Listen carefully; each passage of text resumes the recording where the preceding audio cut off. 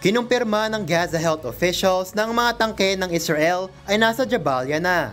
Ito ang lugar ng 8 historic refugee camps at tahanan sa mahigit 100,000 tao. Ayon kay Israeli military spokesperson Admiral Daniel Hagari, kinakailangan umano nilang pumunta roon para mapigilan ang Hamas sa pagtatatag ng militar. Sa pagpasok ng Israel sa Jabalia, nasawi ang 19 na individual habang marami ang naiulat na nasaktan. Sinabi naman ng Israel Defense Forces na na-intercept nito ang 2 rocket na mula sa Rafah at wala namang nasaktan o damages ang naiulat ng mga opisyal. Nagbabala naman si US Secretary of State Antony Blinken noong linggo na maaaring humarap sa insurgency ang Israel kung wala itong planong matapos ang gera.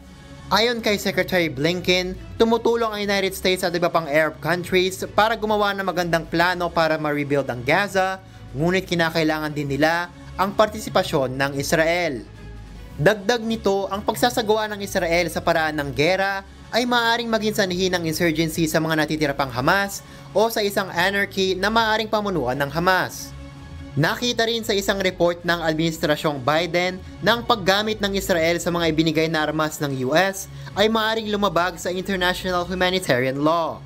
Nadamay kasi umano ang mga inosenteng sibilyan. Nakipag-usap din si Secretary Blinken kay Israeli Defense Minister Yoav Gallant at ipinahayag ang pagtutol nito sa pagdamay ng mga sibilyan at hinimok itong payagang magpadala ng mga humanitarian worker at tulong sa Gaza. Nakipag-usap din si US National Security Advisor Jake Sullivan sa kanyang Israeli counterpart na si Zaki Hanagby sa telepono noong linggo upang idiin ang concern ni President Joe Biden sa major military ground operation sa Rafah. Sinabi naman ni Egyptian Foreign Minister Sami Shukri na patuloy na mamamagitan ng Cairo sa Israel at Hamas para magkasunduan ito. Miguel Rey de Leon, humahataw sa balita ngayon.